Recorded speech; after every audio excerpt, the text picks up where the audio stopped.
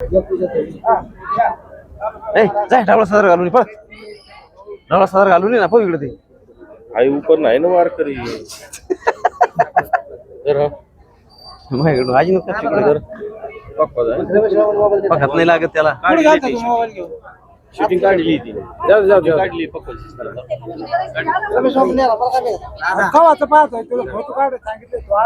नाही चांगलं तपासून पहा काहीतरी केलं असेल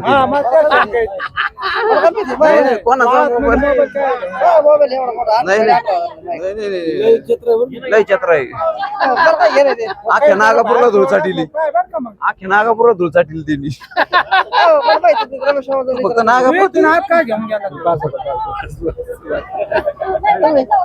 नाही नाही तू फक्त नागापुरात ये तू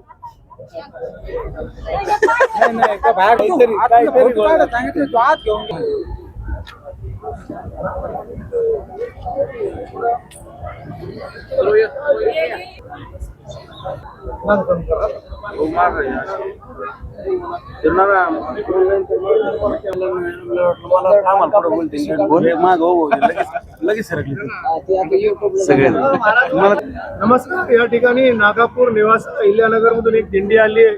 बरेच किलोमीटर अंतर चालून आले आहेत. त्यांना सगळ्यांना पंढरपूरची ओढ आहे.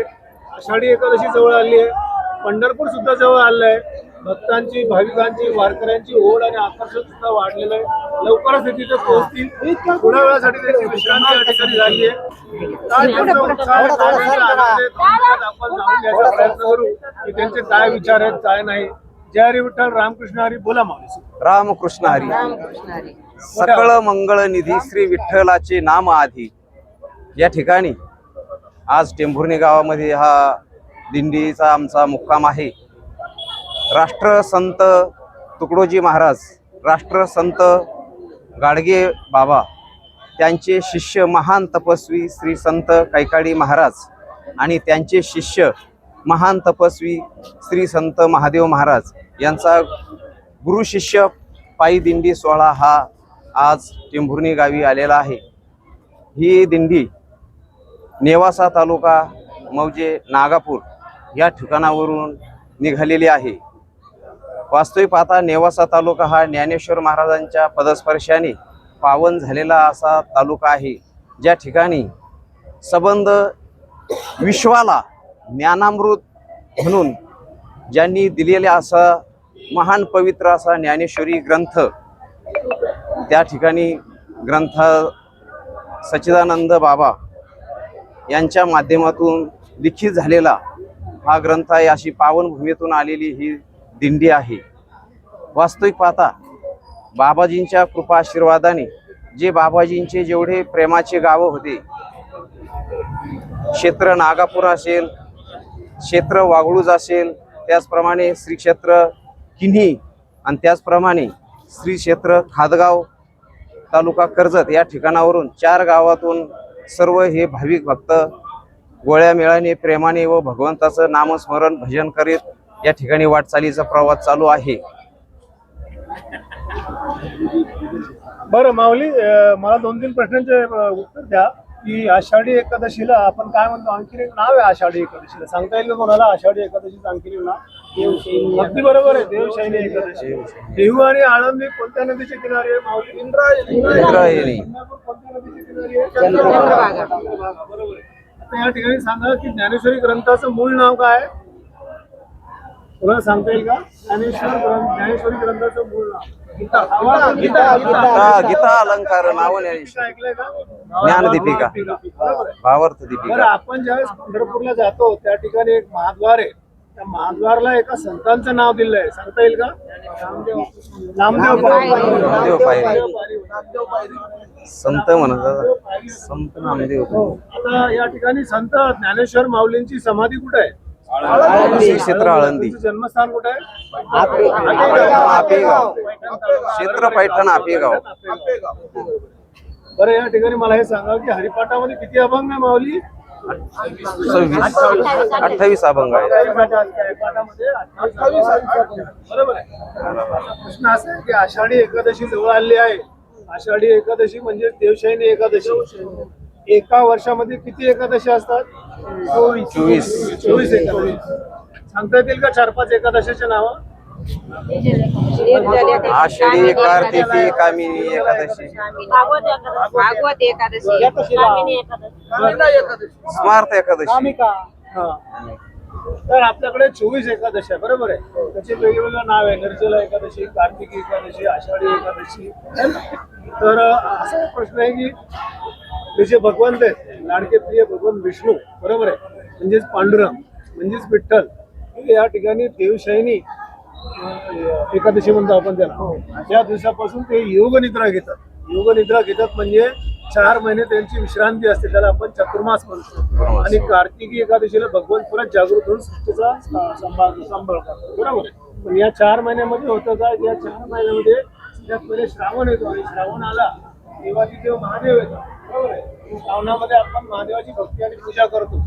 महादेवांचं झालं की लगेच गणपती येतात, गणपती झालं की महालक्ष्मी येतात, ते झालं की पितृ येतात. अशा पद्धतीने हे 4 महिन्याचा कालावधी पूर्ण होतो. पण मुख्य काम जे आहे सृष्टीचा सांभाळ करण्याचं, ते आपले प्रिय आणि लाडके देव विष्णूंचं आहे, बरोबर आहे. विष्णूंचं काम आहे की सृष्टीचा सांभाळ करायचा. परंतु 4 महिने ते निद्रा घेतात. ती निद्रा नसते, ती योग निद्रा असते, बरोबर आहे. योग निद्रा. तुम्ही कुठलंही कार्य केलं तर ते विष्णूंपाशी पोहोचतं. तुम्ही कुठल्याही देवाची पूजा करा, प्रार्थना करा, संतांची करा, देवीची करा, गणपतीची करा, सर्व गोष्टी विष्णूंपाशी पोहोचतात, बरोबर आहे. विष्णू कण में है. विष्णू म्हणजे सर्वस्व आहे, बरोबर आहे. विष्णू म्हणजेच पांडुरंग, पांडुरंग म्हणजेच विठ्ठल, विठ्ठल म्हणजेच राम, म्हणजेच कृष्ण. तर अशा या विठ्ठलाची, रामाची, कृष्णाची, विष्णूची आणखीन एक यात्रा आहे. सांगता येईल का ती कोणती यात्रा आहे? 2-3 दिवसापूर्वी सुरू झाली आहे. जगन्नाथपुरी. बरोबर आहे. जगन्नाथ यात्रा सुद्धा खूप मोठी आहे. आपल्या धर्मामध्ये यात्रेचं खूप महत्व आहे, बरोबर आहे. ती जगन्नाथ यात्रा असो, पंढरीची यात्रा असो, नाथषष्ठीची यात्रा असो, किंवा मग आपलं केदारनाथ यात्रा असो, बद्रीनाथ यात्रा असो, अमरनाथ यात्रा असो, कावड यात्रा असो, वेगवेगळ्या यात्रा आपल्या समाजामध्ये आपण नेहमी करत असतो. या यात्रेचा मुख्य जे भाग असतो तो की तुम्ही पायी चालले पाहिजे. पायी चालले म्हणजे तुम्ही थकता, निरोगी होता. रोगी असाल तरी निरोगी होतानंतर का तुम्ही निरोगी असाल तर तुमचं मन प्रफुल्लित होतं, बरोबर आहे. तुम्ही थकल्यामुळे तुम्हाला काय होतं, नवीन ऊर्जा प्राप्त होते. आणि ती ऊर्जा कोणाकडून प्राप्त होती? श्रीहरी विष्णूंकडून, बरोबर आहे. त्याच्यामुळे आपल्याकडे चालण्याचं खूप महत्व आहे. वारीचं महत्व आहे, यात्रेचं महत्व आहे, है ना. पायी चालतो तो प्रवास, आणि मनाने चालतो तो यात्रा. आपण मनाने चालतो कारण हृदयात तुमचं काय नाव आहे आता सध्या? पांडुरंग, विठ्ठल. दुसरं काहीच नाहीये. पाऊस पडतोय, कोणी आजारी पडतोय, काही, पण तुमच्या हृदयात फक्त एकच भाव आहे, तिथं जायचंय. तुमचं दर्शन नाही झालं तरी चालतं, पण तिथं पोहोचणंय. भीती लागी पंढरीनाथ. अगदी बरोबर आहे. तुम्हाला या सर्व गोष्टीची आस लागली आहे, तुमच्या हृदयात तो भाव आहे. तुमच्या मंदिरात जाऊन दर्शन होणं आवश्यक नाहीये. तुम्ही त्या भूमीला जरी गेलं तरी तुमचा आनंद आहे. हो, देव भावाचा केला. तर आपल्याकडे यात्रेचं विशेष महत्व आहे. यात्रा म्हणजे चालणं, चालणं म्हणजे थकणं, थकणं म्हणजे निरोगी होणं, उत्साह निर्माण करणं, आहे की नाही. तो चालला तो आपोआप निरोगी होतो. तो चालला की त्याला कसं होणार, आहे की नाही. तर चालण्याचं विशेष महत्व आपल्याकडे आहे. 2-3 आणखीन प्रश्न आहे माझे. जो का रंजले गांजले असे म्हणे जो आपले कोणी म्हणलेलं आहे?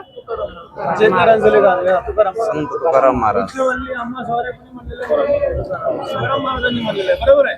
आपल्याकडे एक 10-12 संतांचे नावं सांगता येतील का? हो.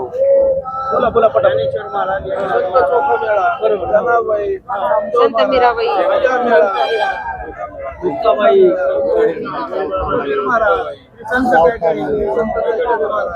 शांती ब्रह्म एकनाथ महाराज. संत मीराबाई. आपली ही जी भूमी आहे, महाराष्ट्र जे आहे, ते संतांची भूमी आहे, बरोबर आहे. तिथे अनेक संत होऊन गेले. संतांची शिकवणच आहे काय. तुम्ही आपण संतांची शिकवण अभंगामधनं, भारुडामधनं, त्याच्यानंतर आणखी तुमच्या दोघांमधनं शिकलेलं आहे, बरोबर आहे. कबीर पण संतच होते. धन्यवाद माऊली. रामकृष्ण आणि जय हरी विठ्ठल.